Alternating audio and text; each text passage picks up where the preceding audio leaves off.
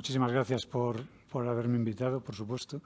Es un placer siempre que uno le den voz en cualquier foro, pero desde luego cuando es un foro de constructores bastante más.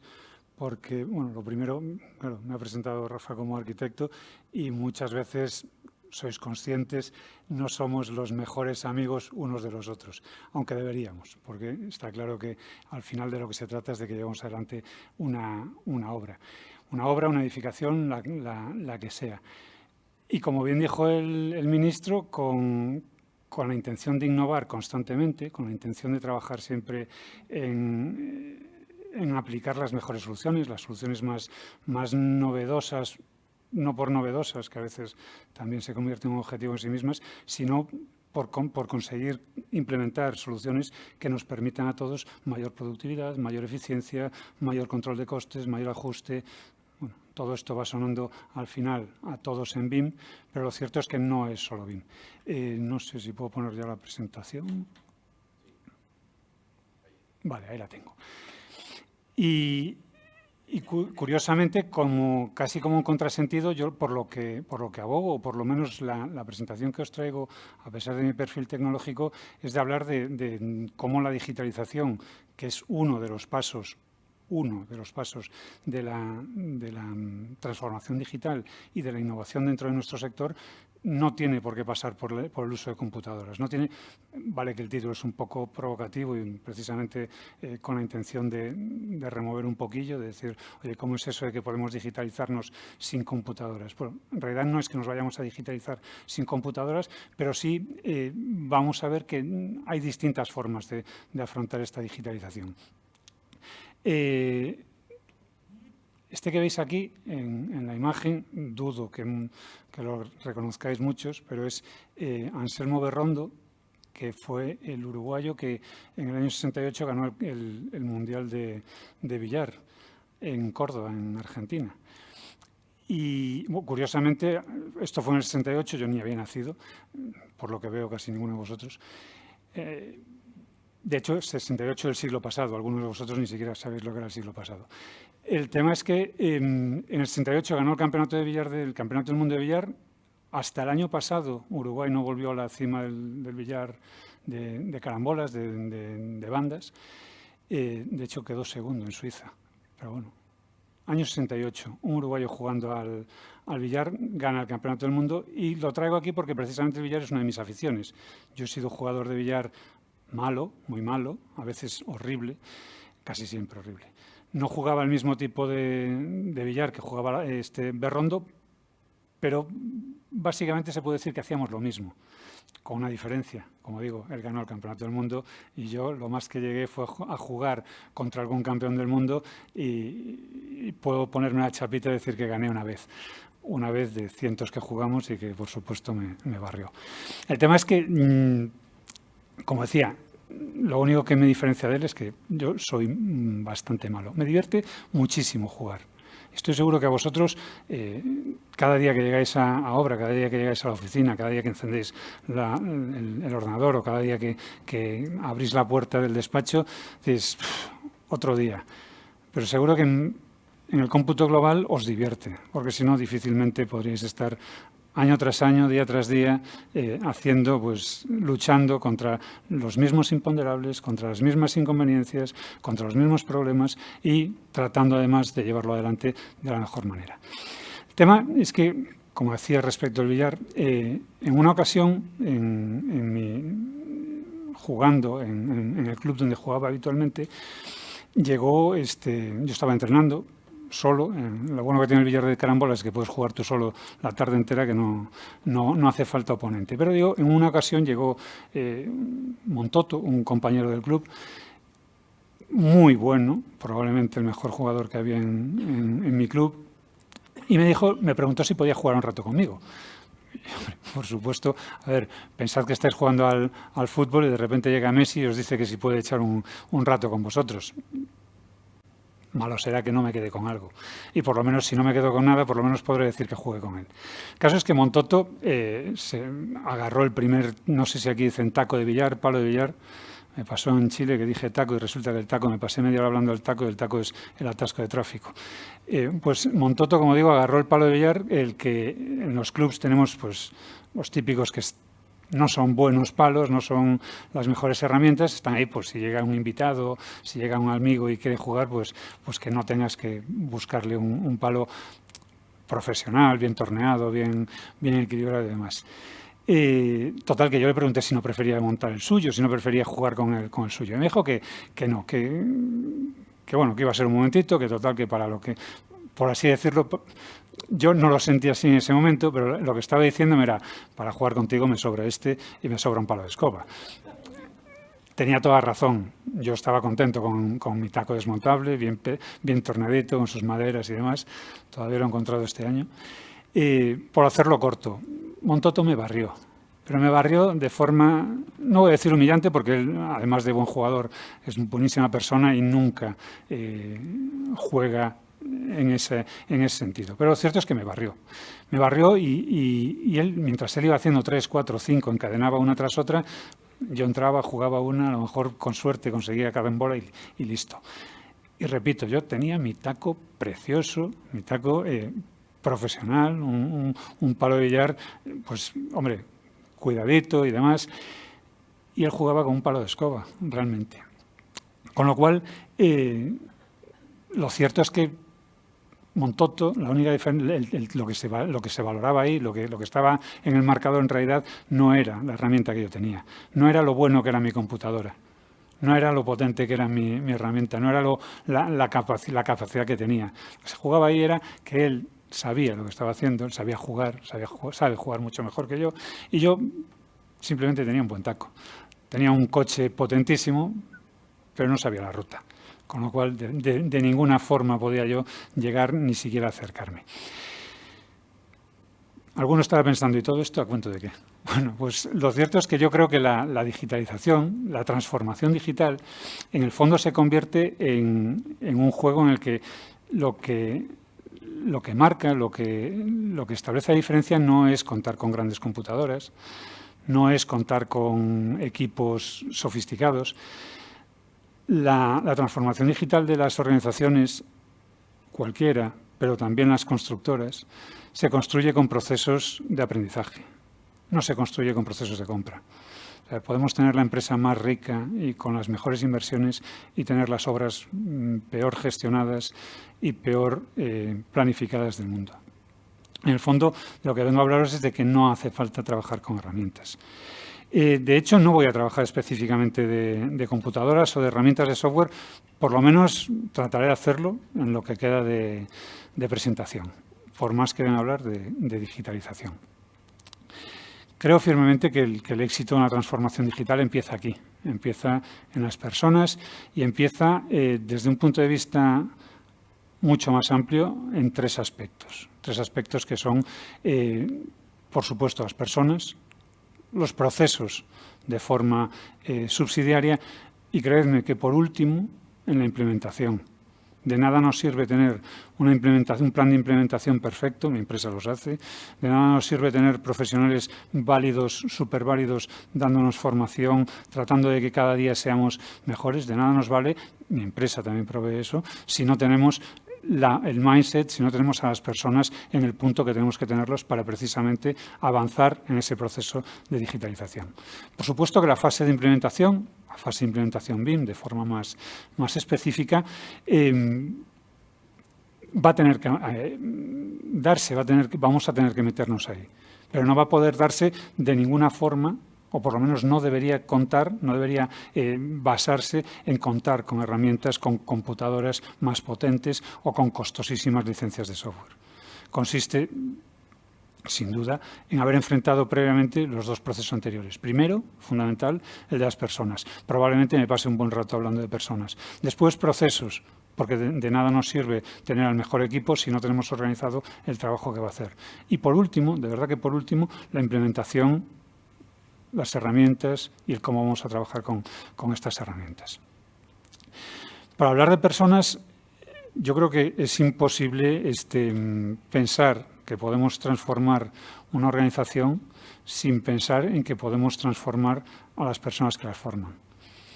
aquello de perro viejo no aprende trucos nuevos, bueno, puede ser cierto para un perro, porque poca evolución tiene dentro de su día a día, y conste que esto me lo discutiría y bastante el dueño de un perro de caza.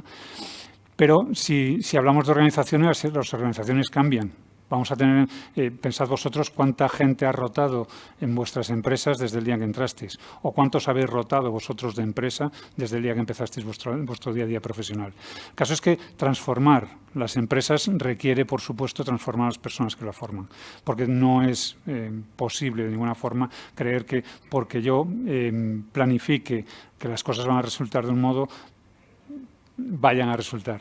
Necesitaré, desde luego, implementarlo de alguna forma y implementarlo con personas. Y dentro de que sean las personas las que trabajen la transformación digital de nuestra empresa, nosotros, por supuesto, podemos poner los medios para que esa empresa, para que esas personas encuentren el sitio en el que desarrollar toda esta transformación. Y esta transformación se basa probablemente en 3 aspectos fundamentales. O por lo menos yo he escogido 3, después los discutimos si queréis, seguro que hay muchísimos más. Pero el primero de todos es trabajar la colaboración. Y todos nos llenamos la boca diciendo que colaboramos. Trabajar la comunicación. Todos nos llenamos la boca diciendo que comunicamos. ¿Cómo puede ser que no lo hayas entendido? ¿Cómo puede ser que no me haya explicado bien? ¿Cómo puede ser? Un montón de cosas. Y por último, hablando de intercambio porque de nada sirve que yo tenga planificada una colaboración, de nada sirve que yo tenga el mayor de los conocimientos, de nada sirve que yo tenga la comunicación perfecta, los canales perfectos de comunicación, si no consigo utilizar todo eso para intercambiar lo que yo sé con lo que sabe otro. Me decía mi pareja hace un par de días, no recuerdo muy bien a cuento de qué, si tú tienes una idea y yo tengo otra, si la compartimos, los dos tenemos 2 ideas, ninguno pierde lo suyo. Con lo cual, qué mejor que compartir, que intercambiar todo eso que tenemos entre medias. Si empezamos por la colaboración, todas las fotos que tengo, o casi todas las fotos que tengo en la presentación, son fotos de stock. ¿Qué pensáis que aparece cuando preguntas a cualquier sitio de estos de fotos de stock sobre colaboración? Ilústrame el concepto de colaboración. Esto es lo que veis. Vemos puños, el equipo trabajando juntos, ambientes de trabajo que de verdad que a mí me gustaría saber de dónde son, porque lo único que vemos es gente feliz uniendo sus manos o personas sonrientes siempre, levantando el puño. Bueno, digamos que con un ambiente en el que no sé si alguno de vosotros estaría incómodo trabajando, pero yo desde luego cuando veo estas fotos digo, caray, ¿qué han desayunado? Porque de verdad que, no sé, pero las pastillas que toman no creo que se vendan en farmacias. Yo no recuerdo este tipo de imágenes, por lo menos no como el día a día de lo que es la colaboración en los equipos, específicamente en la construcción. Como este mando a distancia tiene un juguete bastante chulo, voy a utilizarlo para mostraros cómo es habitualmente mi día a día de colaboración. Mi día a día de colaboración no son esas personas, como decía, desayunando, sabe Dios que les da esa fuerza, sino que a mí me toca vivir en un mundo paralelo, o por lo menos paralelo a lo que yo veo en estas imágenes positivas de vamos allá, y bueno, ya nos cuento con los mensajes de WhatsApp, los memes motivadores que puede aparecer en algún grupo. A mí lo que se me viene a la cabeza cuando me hablan de colaboración se parece más a una pelea de artes marciales mixta. No sé si sabéis lo que son las MMA, pero ¿cuántas veces no habremos estado en reuniones de coordinación en las que solo nos faltaban 16 cuerdas alrededor para que pareciese un ring de boxeo? Y lo del ring de boxeo sería lo deseable en el día a día. ¿Cuántos no os habéis pensado que estabais entrando cuando cerraban la puerta, que cerraban la jaula en la que hacen las MMA? Yo, sinceramente, en más de una ocasión me he sentido, por favor, sacadme de aquí.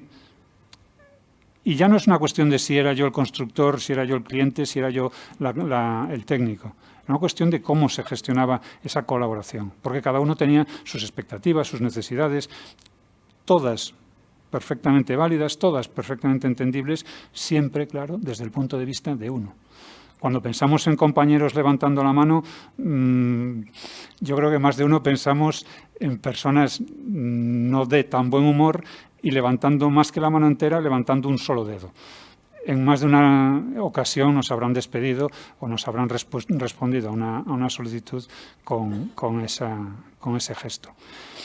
El caso es que las estadísticas a las que he tenido acceso, precisamente creo que no sé si era de la Corporación Nacional de Desarrollo o de la Agencia Nacional de Desarrollo, no sé si es lo mismo. El tema es que decía que como el 85% del sector económico en Uruguay es de microempresas. Micro. Si sumamos las medianas y pequeñas, nos vamos al 99%. Era una lectura global, era una lectura para todo el Uruguay, para todos los sectores. Soy consciente de que turismo, sector construcción o sector primario no tienen el mismo reparto, pero en el fondo hablamos de que es un sector atomizado. Doy por hecho o vamos a dar por hecho que eso es trasladable a nuestro sector de la construcción. 85% microempresas. 85% que se sube al 99% cuando hablamos de pequeñas y medianas. Pequeñas y medianas que da igual que la medida en Europa no sea la misma que aquí. Al final todos sabemos quiénes son los grandes, quién es ese 1%, quizá menos del 1%, y quiénes somos los pequeños. Bueno, en realidad quiénes son los pequeños, quiénes somos los muy pequeños. El tema es que en mi caso vengo a un sitio donde el sector es exactamente igual. O sea, es una tendencia global. Yo dudo mucho que las cifras sean diferentes a la media que hay en mi país. Y eso quiere decir que, de una forma u otra, el trabajo en equipo es la única vía de supervivencia. Yo no puedo saberlo todo. Mis hijos creen que sí, pero yo no sé todo. Y alguno ya empieza a dudarlo. De hecho, el mayor ya empieza a veces a preguntar varias veces, seguro, seguro, seguro. Y la única forma de resolverlo, en mi caso con mis hijos, es decirle a mi pareja, oye, díselo tú. Pero en nuestro caso, profesionalmente, la única forma de trabajar haciendo fuerte ese 85% es mirar a los que tenéis al lado y decir, oye, pues a lo mejor si tú sabes mucho de una cosa y yo sé mucho de la otra, podemos trabajar juntos. Y curiosamente ninguno de los dos va a dejar de seguir trabajando en lo que estaba trabajando. Y como decía antes, yo tengo una idea, tú tienes otra, posiblemente tengamos dos ideas al final del día. Tú sabes hacer una cosa, yo sé hacer otra, juntos sabemos hacer mucho más que 1 más 1. Entonces, probablemente por ahí vaya el tema. Mi equipo, al final, no somos los miembros de mi empresa. Mi equipo somos cada uno de los que estamos probablemente hoy aquí. Porque probablemente, en algún momento, cualquiera de vosotros sabe más, bastante más, de lo que tiene que hacer, de lo que yo tengo que hacer, que yo mismo. Con lo cual, mi equipo, y tengo que empezar a pensarlo así, mi equipo somos todos los que trabajamos para alcanzar un objetivo. Y ese objetivo puede ser el cliente, dentro de ese objetivo puede sumar el cliente, pueden sumar los técnicos, pueden sumar las contratas, pueden sumar absolutamente todo el mundo. Pero claro, para gestionar eso hace falta comunicarse con ellos. Y pasamos al siguiente apartado, porque una vez que tenemos esa colaboración resuelta, nos tocará resolver todo el tema de cómo comunicamos esto. Si entre miembros de un equipo, y pensad alguna situación que se os haya dado, puede suponer un reto el comunicarse, imaginad lo que supone enfrentar la comunicación entre equipos diferentes. O sea, cualquiera de vosotros mañana llega al despacho, pone encima de la mesa una nota y cree que es posible que esa nota cobre vida, se incluya dentro de todas las tareas que tiene su compañero encima de la mesa, se meta en su cerebro y se coloque como prioridad para resolver su problema. ¿O no? Probablemente no. Si eso pasa con nuestros compañeros que estamos juntos en el barco, imaginémonos qué pasa cuando yo le envío un correo electrónico a un jefe de obra para que resuelva lo que sea. Jefe de obra que además ni siquiera es contrata mía, que es contrata de mi cliente o es contrata a una colaboradora, es contrata de quien sea. Con lo cual, el tema de la comunicación, desde luego, entiendo que pasa por ser el siguiente paso a resolver frente a la colaboración. Hace días, en una reunión de equipo, con un equipo ajeno a mí, me contaban que el mal desempeño que se me ocurrió preguntarles cómo iban, al margen del trabajo concreto, cómo iban con respecto al planning, cómo iban como equipo. Lamentablemente fue la primera pregunta que hice y nos olvidamos de toda la reunión, porque todo lo que había en la agenda de la reunión se quedó en segundo paso y ahí empezaron a soltar. Bueno, no hubo sapos y culebras, pero digamos que el tema se empezó a crispar un poco. Y en el fondo lo que venían a decirme es que todo era un problema de comunicación, que veían que el equipo que no acababa de comunicar correctamente. Y sabéis que al final de la exposición, de la discusión, del debate, no había ningún problema de comunicación. Yo creo que todos, salvo las lógicas diferencias de idioma, el taco que os decía antes, media hora hablando de un atasco de tráfico, salvo esas pequeñas diferencias, todos tenemos la capacidad de comunicarnos. Pero lo que traslucía ahí, lo que había en el equipo, era un problema de compromiso. Problema de compromiso del que la falta de comunicación que leía el equipo era un síntoma, pero no era el problema. En ningún momento se ponía encima de la mesa que había un problema de compromiso dentro del equipo.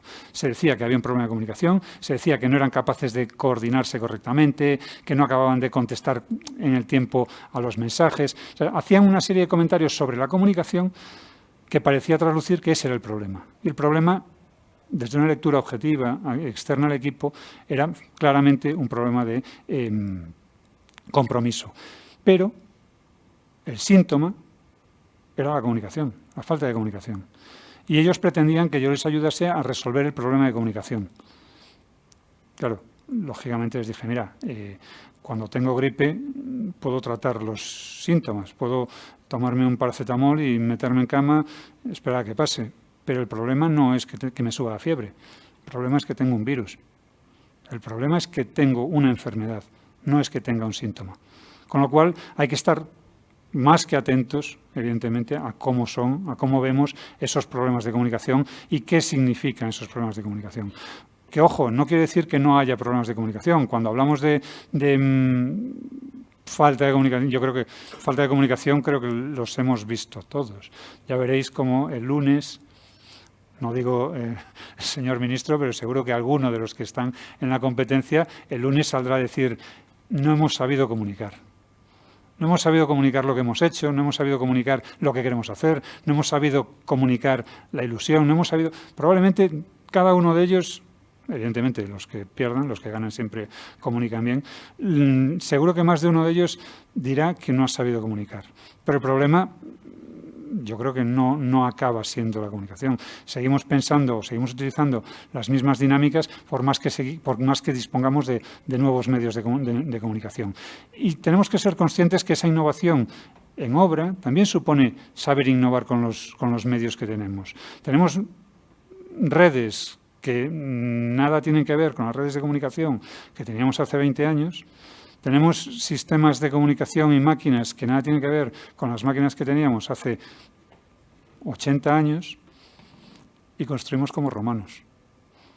Construimos las carreteras, bueno, en algunos casos peor que los romanos, pero construimos las carreteras como los romanos, capa sobre capa, mano de obra muy intensiva.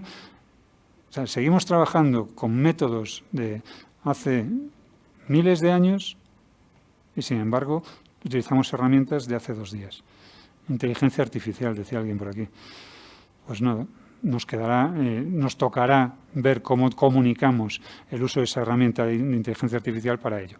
En todo caso, por lo menos, quedémonos con que para comunicar la cuestión que sea, el tema que, la tarea, la demanda, la expectativa que tenemos, necesitamos al menos cinco pilares, que es saber comunicar qué necesitamos. ¿Cuántos habéis recibido un correo electrónico, lo habéis leído de arriba abajo y habéis dicho, ¿y ahora qué? ¿Me lo estás pidiendo? ¿Lo tengo que hacer yo? ¿Estás buscando algo? O sea, ¿de qué va esto? ¿Qué necesitamos? Clarísimo, primero. Pero, por supuesto, ¿por qué lo necesitamos? Porque a mí se me dice, necesito el presupuesto. Bien, pues nada, lo tienes a final de semana. Y te contesto a final de semana. Y dices que lo necesitaba ayer. Dices, coño, pues dime por qué lo necesitas, porque a lo mejor puedo poner tu prioridad, que es tu prioridad, la puedo poner también como mi prioridad. ¿Cómo lo necesitamos? Porque voy corto de tiempo. Si no os contaba cómo mi ex asesor fiscal le reventó la vida a su ex socio, por no saber explicar o por no poner negro sobre blanco cómo necesitaba las cosas. ¿Cuándo la necesitamos? O sea, ¿Qué? ¿Por qué? ¿Cómo? ¿Cuándo? Y sobre todo, ¿quién? O sea, acabar esos correos electrónicos con 50 personas en copia y decir, bueno, pues ya está. Han pedido no sé qué. Y te vas, cierras el ordenador y te vas para casa. Y al día siguiente te dicen, no, es que eras tú el que tenía que entregarlo. ¿Dónde lo ponía? O sea, cuestiones que son básicas, que damos por sobreentendidas, que a veces entendemos que nuestra transformación pasa por poner mejores equipamientos, por tener un teléfono de última gama en el bolsillo, y resulta que es que no tenemos la rutina básica de entender cómo funcionan esas comunicaciones. A pesar de ahí, podemos pensar que hemos puesto las bases para una interoperabilidad adecuada. Poco más lejos. La información tiene que llegar de un punto a otro. A mí de nada me sirve un buzón de correo si cada mañana me entran 200 mensajes y ninguno de ellos reconozco como importante. A vosotros no os pasará, pero yo soy ciego a las señales de velocidad. No las veo. Voy por carretera y veo pues las vacas pastando, veo los árboles en la vereda, pero no veo las señales de velocidad. Realmente no las veo. No las veo porque he visto tantas y veo tantas y es tanta la información que llega a mi cerebro en el día a día que me satura y al final no veo esas señales. Si cada día enviamos un correo electrónico diciendo urgente, asunto, y el siguiente que enviamos es urgente, urgente, urgente, urgente, ¿qué pensáis que recibo yo en esos 200 mensajes? ¿Cuál de ellos creéis que es el más urgente? Para cada uno de vosotros, el más urgente es el que habéis enviado vosotros. Para mí, el más urgente es ninguno, porque he saturado de tal manera el canal de comunicación que tenía abierto con vosotros que no hay forma de hacerlo urgente. Con lo cual, tenemos que pensar también el medio en el que estamos trabajando. Voy a pasar muy rápido por esto, pero ¿alguno de vosotros tiene WhatsApp? Probablemente. ¿Alguno de vosotros tiene un grupo de WhatsApp con los amigos del fútbol? ¿El mismo WhatsApp que utiliza con la gente de obra? ¿El mismo WhatsApp que utiliza con los empleados que están a su cargo? ¿El mismo WhatsApp que utiliza con sus clientes? Imaginaos esto. Le envío un corazón a mi chica para decirle buenos días, una nota de pedido al del hormigón y un meme al grupo de amigos del fútbol. Y le envío al cliente una nota para la agenda, para la reunión. ¿Qué posibilidades hay de que el corazón se lo envíe a mi cliente, de que el pedido de hormigón se lo haya pasado a mis amigos del fútbol y que el meme se lo haya pasado, pues no sé, al grupo al tipo del hormigón? No se ha pasado nunca, ¿verdad? Lo cierto es que si esto lo pasamos vamos a pedir archivo actualizado, ¿con qué nos encontramos? Si tenemos suerte de no haberlo enviado al grupo de amigos de fútbol, nos encontraremos con que nos llevará un rato localizarlo. Y lo asumimos como normal. Ya estamos transformados digitalmente. Ya hemos enviado un correo electrónico o hemos enviado un mensaje con un adjunto con ese archivo al grupo que teníamos. Nuestra transformación digital ha consistido en distinguir el grupo del fútbol de nuestra chica. Afortunadamente va más allá. Hace poco, en una reunión online con los CEO de una empresa que pasa por tener una capacidad digital y tecnológica bastante avanzada, me pasé 20 minutos viendo cómo uno de los socios buceaba carpeta tras carpeta tratando de encontrar un archivo que quería mostrarme. Yo ni siquiera sabía qué archivo era. O sea, podría haber abierto cualquier archivo al azar y decirme, era este. Yo no tenía ningún dato para dudar de que ese era el ejemplo que él me quería mostrar. Pero se pasó 20 minutos buceando pantalla por pantalla, carpeta por carpeta, abriendo archivos, abriendo uno tras otro para localizar la información que necesitaba mostrarme. Claramente no es solo una cuestión de contar con un buen repositorio de archivos o una carpeta. Es una cuestión de colaboración, pero de colaboración efectiva, de intercambiar la información de la mejor forma que podamos.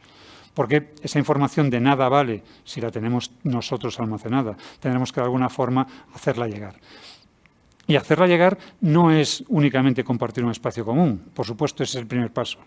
Pero si no queremos vernos en un mar de archivos, yo no sé, baste pensar cada uno de vosotros cómo tiene la carpeta de descargas o el escritorio. Cada uno que expíe sus culpas. Yo en el escritorio solo tengo dos iconos. La carpeta de descarga es otra historia. Pero cuando tenemos un archivo, un sistema común de información, nos tocará intercambiar esa información, nos tocará ver cómo gestionamos la información de un lado a otro. Si en una microempresa, 85% del sector, tenemos problemas para gestionar nuestra información, imaginaos en una empresa del 1% en la que el volumen de gente que interviene en esa carpeta es sensiblemente mayor. Bueno, pues digamos que, por hacerlo muy rápido, convención de nomenclaturas, estructuras de archivos, carpetas, permisos. Compartir es mucho más que abrir la puerta del armario y tirar dentro los calcetines. Es mucho más que llegar con la ropa de la lavadora y meterla dentro de la caja. De hecho, es mucho más, y aún así a veces, esto se ha quedado, bueno, y aún así a veces nos encontramos con sorpresas. Conocemos todos, seguro, algunos más que otros, el síndrome del calcetín abandonado. Tú metes 2 calcetines en la lavadora y cuando sacas solo uno. Y de repente te encuentras con que tienes en la lavadora, ya no, pero cuando tienes dentro, en tu armario, calcetines desparejados, dices, bueno, pues malo será que no encajen. Bueno, malo será que no encajen porque tienes los pies más o menos iguales. Pero imaginaos esto llevado a nuestro sector. Porque decía, convención de nomenclatura, estructura de carpetas, pero esto después se traduce en obra, en algo. Yo necesito los planos en obra y necesito la información en obra. Imaginaos por hacer el paralelismo, esos calcetines desparejados con plataformas distintas. O sea, yo tengo la información, toda la información de una plataforma, toda la información de otra plataforma, y llego y salgo a la calle con un calcetín rojo y uno azul. ¿Por qué? Porque no he sido capaz de hacerlos entender. ¿Por qué es interesante entonces hacerlos entender? Bueno, sin duda es interesante hacerlos entender. Yo lo explicaba en alguna ocasión como pensad en cualquiera de vuestras obras que tuvieseis que todos los tornillos que ponéis en la obra, todos, utilizarlos con las tuercas de su misma marca. Peor aún, todos los tornillos y todas las tuercas de una misma marca, pensad que tuvieseis que atornillarlos con un destornillador exactamente de esa marca. ¿A algunos se le pasa por la cabeza que eso fuese operativo? Que esté haciendo una obra, yo qué sé, en Florida y que tenga que venirme a Montevideo porque la máquina que necesito para hacer eso específicamente no la tengo allí. A nadie. Yo creo que a ninguno se nos ocurre que una obra vaya a parar porque no tenga tuercas de una determinada marca. Y sin embargo, esto lo admitimos en nuestro día a día perfectamente en nuestras plataformas electrónicas. A nadie se le pasa por la cabeza, bueno, no es habitual que se nos pase por la cabeza lo que supone el trabajar con distintas plataformas que ni siquiera tienen una forma clara de comunicarse entre sí. En todo caso, una vez que nosotros tenemos todo eso marcado, tenemos a la gente ya con la mentalidad de vamos a trabajar juntos, vamos a comunicarnos bien, vamos a interoperar con la información correcta. ¿Qué hacemos con todo esto? Porque tenemos ya a la gente preparada, tenemos al equipo entrenado, llegamos y alguien tendrá que decir cómo vamos a jugar. Porque de nada nos valdría tener perfectamente entrenado a nuestro equipo de fútbol si cuando saltan a la cancha el partido era de tenis. Nos sobra gente. La pelota es muy pequeña para darle patadas, hay unos palos con redes que no sabemos muy bien para qué sirven. Necesitamos tener claros esos procesos, necesitamos tener claros qué vamos a hacer con nuestro equipo, necesitamos tener claro saber a dónde van. Y para ello, lo primero, tener claro que vamos a marcarle unos estándares. Tener claro que si no hay una estandarización de la información, si no hay una capacidad por nuestra parte para gestionar toda la información con la que trabajamos de forma estructurada, de forma ordenada, de forma que alguien que venga después de nosotros pueda ponerse en el punto cero a la misma velocidad que nosotros estábamos, de nada nos sirve tener el trabajo perfectamente hecho. Yo puedo hacer el mejor trabajo del mundo, que si mi cliente no es capaz de seguirlo a partir de donde yo lo deje, no le vale para nada. Para eso, estandarización. Y esa estandarización, por supuesto, gráfica. tenemos ya un idioma común de planos, más o menos común. Uno se da cuenta de lo poco común que es un plano cuando lee un plano de cualquier otro, ya no digo país, de cualquier otro técnico, porque a veces esas estandarizaciones gráficas nos olvidamos. Pero pensad también que la estandarización gráfica es una parte. La parte, digamos, por supuesto, más visual, más cómoda de digerir, más agradable de digerir.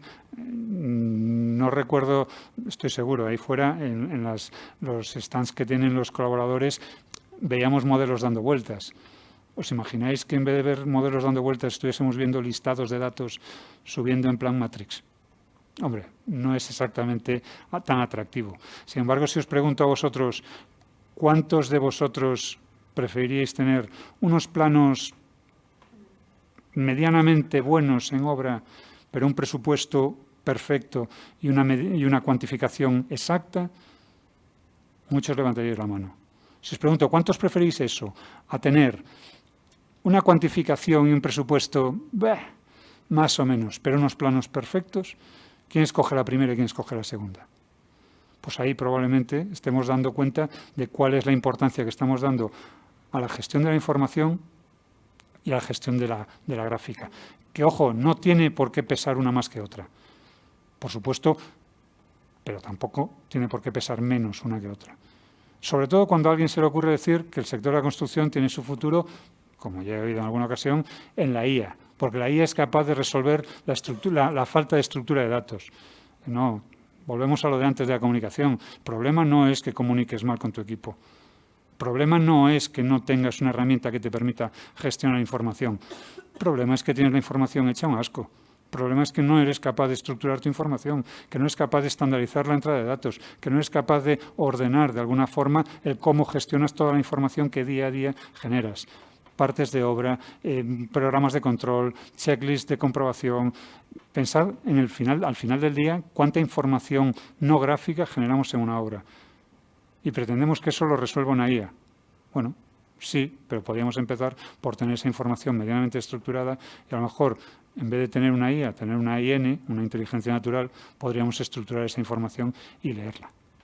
De igual modo, cuando hablamos de flujos de trabajo, porque pensamos que el problema es que no llegamos a tiempo, cuando resulta que es que no hay una forma clara de llegar a ningún sitio. ¿En alguna ocasión habéis escuchado eso de hay que hacer y a continuación la tarea que quieras? Y se acaba la reunión y te llegan las notas de la reunión y entre las tareas era hay que enviar el informe. ¿Quién lo envía?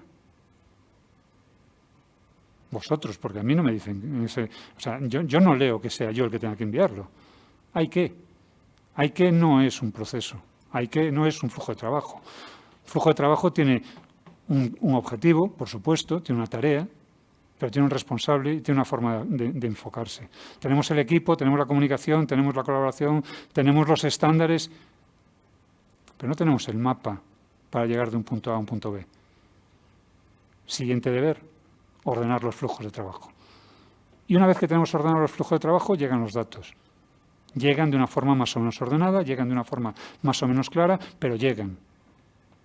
Y de repente alguien se olvida de que, o se olvida no, vamos a decir, alguien decide que Evelio se escribe con B.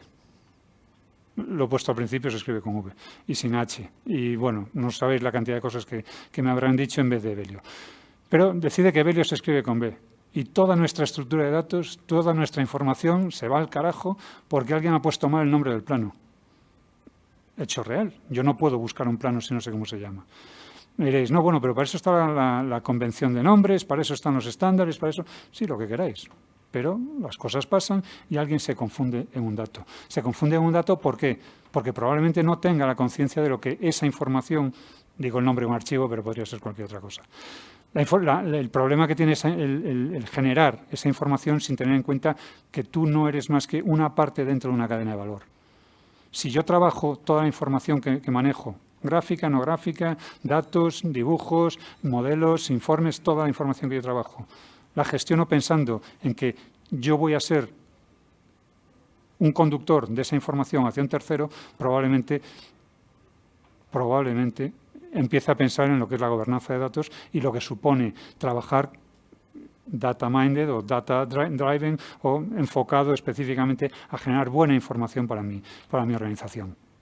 Y a partir de ahí sí, a partir de ahí podremos hablar de implementación. Implementación, 5 minutos para acabar. Es la parte, de verdad,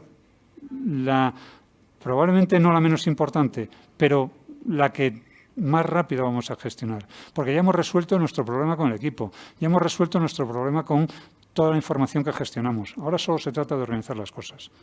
Se trata de organizar las cosas y de empezar a pensar que hay un camino por delante.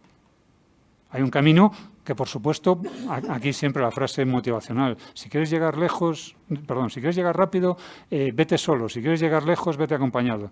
Pero es que es tal cual. 85% microempresas. ¿Pensáis que alguien puede hacer el camino solo en el 85% de los casos? Probablemente. ¿Que llegará lejos? Llegará rápido. Pero si quiere llegar lejos, tiene que contar con el otro 84%. Porque solo no va a ser capaz.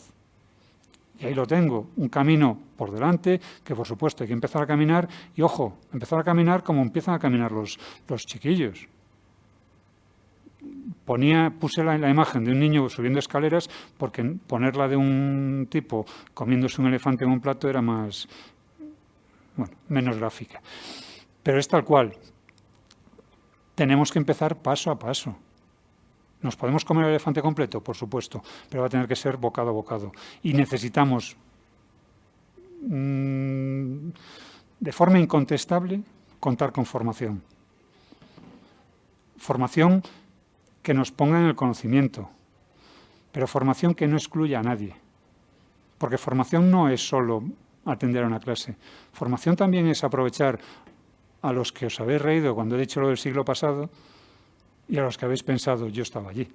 O sea, todos los que tenemos una cierta... Claro, yo ahora, como tengo la barba blanca, ya puedo decir eso en mi experiencia, en mis tiempos, pero es que es cierto, en mi experiencia y en mis tiempos, eso tendrá que valer para algo. Y hay muchísimas situaciones en las que el no ir solo supone no dejar a nadie atrás. Y no dejar a nadie atrás supone aprovechar la experiencia que tenemos unos, el conocimiento y las aptitudes que tenéis otros, ponerlo junto. Y personalmente confío en que los equipos mixtos, los equipos de experiencia y conocimiento mano a mano, son los que van avanzando. Después ya llegaremos al punto que lleguemos. Pero teniendo en cuenta que podemos sumar experiencia y juventud, yo todavía me considero muy joven, y el que se ría me lo discute fuera, teniendo en cuenta eso podemos avanzar de forma muchísimo más rápida, por supuesto, juntos en la implementación. Y pensando siempre que vamos a requerir ayuda, que no se trata, como está en la primera imagen, de andar bajo la lluvia. Por cierto, gracias Uruguay por el fantástico día que me recibió ayer. Por la noche no fue lo mismo. Podemos andar solos bajo la lluvia, pero desde luego si contamos con otros para que nos echen una mano, y de nuevo echamos la vista a ese 85% y nos reconocemos todos como parte de ese 85%, incluso los que están más arriba, porque tampoco ellos van a ir solos. Pensar que muchas veces son ellos los que van a requerir de nosotros como 85%. Y si nos planteamos, por ejemplo, cómo funcionan los críos cuando están jugando, cuando cae uno, nadie mira si el niño es suyo o no, si era amigo suyo o no, va allí, probablemente le eche una mano. En todo caso, muchas gracias. Yo creo que estas son las cuestiones con las que deberíamos empezar a caminar la transformación digital y por mi parte, pues creo que en el tiempo nada más. Muchísimas gracias.